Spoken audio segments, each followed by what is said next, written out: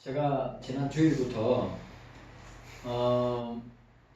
주일, 월, 화, 수요일까지 어디 갔냐면요, 경찰서에 갔다 왔습니다. 경찰서에 몇 시에 갔냐면 밤 12시에 갔어요. 12시에 가서 서초경찰서, 그 다음에 영등포 경찰서에 가서 집회 신고를 했습니다. 집회 신고를 하는데 역시 강남하고 영등포하고는 좀 차이가 있는 것 같아요. 강남에 있는 서초경찰서 경찰들은 그냥 나긋나긋하게 또 잘 이제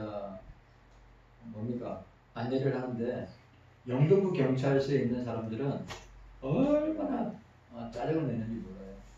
짜증내고, 그리고 보통 11시 한 30분 정도에 서초경찰서에 도착하면 항상 우리보다 먼저 와 있는 팀이 있어요. 그럼 그 팀이 1순위가 됩니다. 그 팀은 아예 점심때부터 낮에부터 와서 기다리고 있어요. 돌아가면 사계절을 돌아가면서 1순위 하려고. 그런데 아시죠? 만약에 집회 신고를 한 달 후에 집회 신고를 하려면 언제 그 집회 신고를 해야 되냐면, 자정이 땡 되고 난 뒤에 집회 신고 접수를 하는 거예요. 그게 제일 먼저 온 사람, 우리가 두 번째거든요. 항상 1순위, 주일날, 월요일날, 화요일날, 수요일날까지. 아니, 화요일날까지. 그리고 수요일 새벽에 서초경찰서에서 이제 저 몸이 접수증 받아가지고 또 차 몰고 영등포로 와가지고, 영등포에서 그래 오늘 새벽 한 도착했을 때 새벽 보통 이제 일 처리하면 이 영등포 경찰서 남자들은 얼마나 까칠하고 까다롭고, 그래 또 엄청, 솔직히 말하면 생각해보세요. 12시 넘어서 오니까 짜증날만 하죠. 방귀 쓰고 있는데, 자고 있는데 접수증 집회 접수하러 왔다니까. 낮에 좀 오세요. 낮에 좀. 낮에 좀. 근데 낮에 오면 안 돼요. 딱 땡 하고 자정이 지나고 그때 접수를 해야. 그래 이제 영등포는 우리밖에 없어요. 우리밖에 없으니까 여의도 순공계에서 양쪽으로 집회 신고를 하고 그렇게 했는데요. 쉽지 않습니다. 그래 마치고 오면 보통 한 2시 반. 이게 생각보다 참. 그래 그걸 누가 했냐면 사무총장이 허베드로 목사님이 이때가 집회 신고 다 했거든요. 참. 그 베드로 목사님 75입니다. 75인데 참 연세에 참 너무 고생하십니다. 그런 생각이 들었어요. 우리 대표 목사님하고 저하고 같이 하는데 쉽지 않다. 어렵다. 집회 신고도. 여러분들 생각날 때마다 여러분들 기도해 주시기를 바랍니다. 자, 다윗 왕국과 메시아 왕국입니다. 자, 보세요. 다윗 왕국과 메시아 왕국은 서로 일맥상통하고 서로 연결된 왕국입니다. 근데 다윗 왕국은 세상에 존재하는, 세상 속에 있는 왕국이죠. 그러나 메시아 왕국은 뭡니까? 온 우주를 통치하고 다스리는 왕국이란 말이에요. 이게 차이죠. 중요한 건. 이사야는 다윗 왕국의 영적인 속성을 언급하고 있고, 또 하나의 속성을 추가합니다. 그것은 이사야의 예언에 자주 언급하고 있는 것처럼 하나님 나라의 우주적인 속성에 대한 것입니다. 우리가 기억해야 됩니다. 제가 신학교 다닐 때 우리가 교회론을 배웁니다. 교회론은 여러 가지 보편적 교회, 우주적 교회, 그 다음에 유형적 교회, 무형적 교회, 전투하는 교회, 천상교회, 교회론을 보게 되는데, 여기에 주님의 나라, 오늘 이사야가 말하고 자주 언급하고 있는 하나님의 나라는, 메시아의 나라는 우주적인 속성에 대한 것이다. 그럼 다윗 왕국의 속성만으로 새 나라의 속성이 제한될 수 있기 때문에 시온의 회복이 다윗 왕국의 회복을 의미하는 것으로 오해할 수 있는 여지를 막기 위해서 이사야가 치밀하게 오늘 이 본문 내용을 설명하고 있습니다. 무엇보다도 이사야에게 여호와의 종은 단순히 다윗 왕국의 회복을 지향하는 차원에서 새로운 나라를 건설하는 분으로 생각하면 안 된다. 그러나 메시아의 나라, 새 나라는 다윗 왕국과 연속성을 가집니다. 메시아의 새 나라에서도 다윗 왕국의 영적인 속성을 발견할 수 있기 때문입니다. 그러나 다윗 왕국의 회복은 곧바로 이 말 시오니즘의 회복으로 오해할 여지가 있습니다. 아직도 유대인들은 시오니즘, 시온주의자들 많습니다. 대부분 다 시온주의자들이에요. 시오니즘이에요. 그러니까 메시아가 와서 이스라엘을 회복할 것이라고 하는 그 시온 사상이 아직도 유대인들은 유대교와 유대인들은 아직도 메시아가 안 왔다고 생각합니다. 2000년 전에 메시아가 와서 당신의 나라 메시아가 오심으로 당신의 나라가 임했고 그리고 그 당신의 메시아의 왕국 우주적 왕국은 계속해서 확장해 나가고 있는데도 불구하고 어떻게 해요? 이스라엘 사람들 유대인들은 아직도 메시아를 기다리고 있어요. 아직도 메시아를 기다리고 있습니다. 그리고 그 메시아 왕국을 회복하는 사상 중에 중요한 사상이 시오니즘입니다. 시온주의자들. 그러니까 이 시온주의 예수님께서 시온을 회복해 할 것이다. 메시아가 회복할 것이라고 하는 그 사상이 꽉 묶여 있음을 우리가 보게 됩니다. 시온의 회복은 다윗 왕국의 옛 영화를 회복하는 것으로 보여줄 수 있습니다. 그러나 여호와의 종 메시아에 의해 회복될 시온은 다윗 왕국의 회복을 초월하는 전혀 새로운 나라를 건설하고 또 확장하고 또 우주적 왕국으로 우주적 새 나라로 나타나게 될 것이다 라고 하는 것을 보게 됩니다. 그 특성 중 하나가 바로 우주적이라고 하는 것입니다. 그러면 다윗 왕국은 세상 나라 가운데 있지만 메시아의 나라는 예수 그리스도께서 통치하고 다스리는 그 나라 왕국은 우주적이다. 그리고 영원하다 라고 하는 것을 보여주고 있습니다. 다윗 왕국은 지상에 존재하는 유일한 하나님의 나라임이 틀림없습니다. 맞죠? 왜냐하면 여러분들 우리 다윗의 족보를 통해서 누가 나타납니까? 메시아가 나타납니다. 다윗 왕국을 통해서 메시아 왕국이 우주적이고 영원한 왕국임을 보여주고 있음을 우리는 기억해야 됩니다. 그러나 그 나라는 이 다윗 왕국은 여전히 제한적인 영역 속에 속해 있다고 하는 사실입니다. 반면에 하나님께서 다윗 왕국을 건설하실 때 이미 영역의 한계를 벗어난 나라를 세우시기로 했다. 그것이 누구냐? 메시아를 통하여서 세우게 될 새 나라. 킹덤 오브 갓. 하나님의 나라를 우리가 기억해야 됩니다. 하나님께서 이스라엘을 애굽에서 불러내실 때 이미 밝힌 내용입니다. 출애굽기 19장 46절에 19장 46절 말씀 참 귀한 말씀인데 제가 읽어드리도록 하겠습니다. 나의 애굽 사람에게 어떻게 행하였습니까? 내가 어떻게 독수리 날개로 너희를 업어서 내게로 인도하였음을 너희가 보았느니라. 세계가 다 내게 속하였다니 너희가 내 말을 잘 듣고 내 언약을 지키면 너희는 열국 중에서 내 소유가 되고 너희가 내게 대하여 제사장의 나라가 되며 거룩한 백성이 되리라고 말씀하고 있습니다. 뭐요? 이게 하나님께서 이스라엘을 애굽에서 불러내실 때 나타나게 될 메시아 왕국, 나타나게 될 하나님의 나라를 보여주고 있습니다. 여호와께서 건설하실 나라는 세상 모든 민족이 청해하는 나라, 열방. 우리 요한계시록 보도록 하겠습니다. 요한계시록. 메시아의 왕국이 주님의 나라가 어떤 나라인가? 보도록 하겠습니다. 자, 7장에 우리 7장 9절 함께 보도록 하겠습니다. 지금 이 요한계시록에 나타난 이 나라는 메시아의 왕국입니다. 주님의 나라의 모습을 보여줍니다. 자, 함께 읽도록 하겠습니다.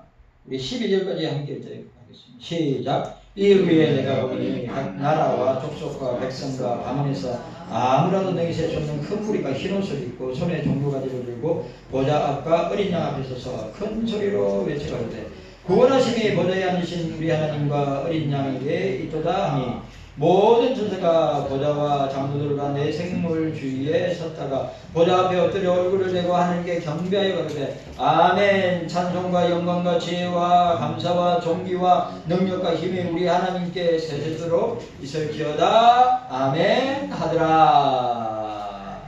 주님의 나라, 요한계시록에 나타나는 주님의 나라는 어떤 나라와 민족과 방언과 족속들이 다 모이게 될 나라란 말이죠.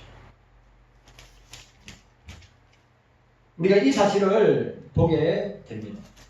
그러니까 다윗이 하나님의 언약과 말씀에 근거한 통치를 구현하는 동안에 주변 나라들이, 자, 우리가 잊지 말아야 될 것, 모든 여호와께서 세우시고 확장하실 나라, 예수 그리스도가 통치하는 나라는 모든 열방이 민족이 족속이 이루셀 수 없는 허다한 무리들이 모이게 될 나라라 이 말이죠. 다윗의 왕국은 제사장의 나라로서 이 세상에 존재하였음을 우리가 보게 됩니다. 다윗이 하나님의 언약과 말씀에 근거한 통치를 구현하는 동안에, 자 보세요, 아주 중요한 말, 다윗이 하나님의 약속 언약과 말씀으로 통치할 때 주변 나라들은 다윗의 통치를 받았습니다. 예? 자, 다윗 왕은 누구를 상징하고 누구를 모형화하고 있습니까? 메시아를, 예수 그리스도의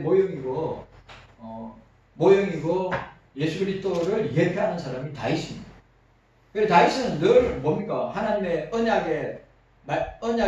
언약의 약속의 말씀을 통하여서 통치했다는 거죠. 그런데 중요한 것은 그가 그렇게 통치할 때 뭡니까? 주변 나라들, 그 주변, 중동의 근동 주변 나라들은 어떻게 다 모여? 다 다윗에게 조공을 받았어요. 그러니까 우리가 이스라엘 전 역사 가운데 조공을 바치고 그 왕권 앞에 무릎을 꿇었던 시대가 다윗 시대와 솔로몬 시대밖에 없습니다. 왜일까요? 왜? 하나님의 언약과 말씀을 통한 통치가 그렇게 이끌고 역사하게 된 것을 우리가 보게 됩니다. 중요한 말이죠. 다윗 왕국의 지속되었던 역사는 바로 이러한 하나님의 계획과 연결선상에서 있음을 보게 됩니다. 그러나 다윗 왕국이 제사장의 나라로서 그 특성을 상실할 때 주변 나라는 오히려 어떻게 했습니까? 다윗 왕국을 침략하고 공격한 것을 보게 됩니다. 여러분, 주님의 나라는 주의 성령과 주의 영과 말씀으로 통치하는 나라. 그러면 여러분, 오늘 우리 교회는 주님의 영인 성령의 지배와 통치를 통하여, 성령의 지배와 통치와 말씀을 통하여 우리를 다스리시고 우리를 주장하시고 우리를 인도하고 계신다고 하는 것을 보게 됩니다. 기억해야 됩니다. 하나님의 말씀이 왕성하고 하나님의 약속인 언약이 그 통치에 기반이 되고 중심이 될 때는 어떻게 했다고요? 주변 나라들이 다윗 왕국에 어떻게 복종하고 순종하였지만 그 제사장의 나라의 기능, 그 약속의 언약을 저버리고 말씀을 저버렸을 때에는 어떻게 됩니까? 그 주변 나라들이 다윗 왕국을 침략하고 공격하는 역기능의 모습을 보게 됩니다. 자, 이사야는 소극적이고 제한적인 시오니즘을 전혀 새로운 시각으로 보여주고 있습니다. 그것은 세상 모든 민족이 참여하는 시오니즘. 뭐예요? 유대 민족들만, 유대 나라만 구원받고 하나님 나라 백성으로서 산다고 하는 이 제한적인 시오니즘이 어떻게 메시아를 통해서 예수 그리스도를 통해서 모든 세계의 열방과 나라와 민족과 족속과 방언과 일어설 수 없는 사람들이 모여서 어떻게 해요? 이루는 나라가 메시아의 나라가 예수 그리스도가 통치하는 나라가 될 것임을 우리에게 보여주고 있습니다. 자, 7절 말씀. 오늘 55장 7절 말씀 함께 읽도록 하겠습니다. 7절 말씀 시작. 악인은 그 길을 불의한 자는 그 생각을 버리고 여호와께 돌아오라. 그리하면 그가 긍휼히 여기시리라. 우리 하나님께로 나오라. 그가 널리 용서하시리라. 악인은 그 길을 불의한 자는 그 생각, 그 길과 생각을 버리고 여호와께 돌아오라. 여러분, 자 보세요.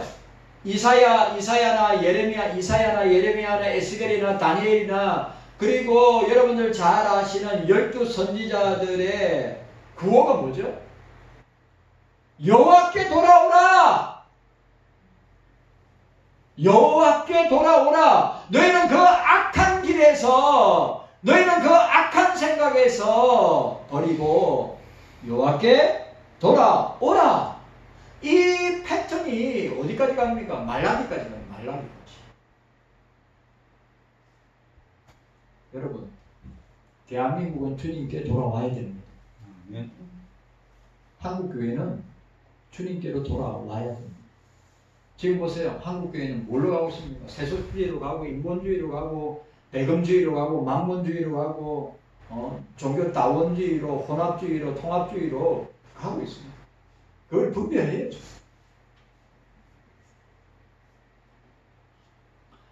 모든 나라 백성이 참여하여 여호와의 말씀과 공의가 구현되는 새 나라가 바로 새로운 개념의 시오니즘입니다. 7절.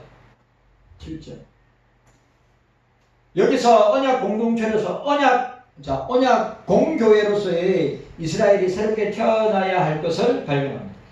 이스라엘에게 있어서 언약의 단체, 언약의 공교의 성격은 아브라함으로부터 시작된, 그리고 시내산 언약을 통하여서 어떻게 해요? 나타나게 된 것을 우리가 보게 됩니다. 그리고 다윗 언약을 통하여서 확고하고 어떻게 해요? 틀이 딱 잡혀있는 국가적 형태를 가지게 된다고 하는 사실을 우리에게 보여주고 있습니다. 이 언약들에서 몇 명이 흘고 있는 제한된 민족이나 국가 형태의 나라가 아닌 전 세계 만민이 참여하는 나라를 보여주고 있는 것이 뭡니까? 메시아의 나라. 여호와의 종, 메시아의 나라.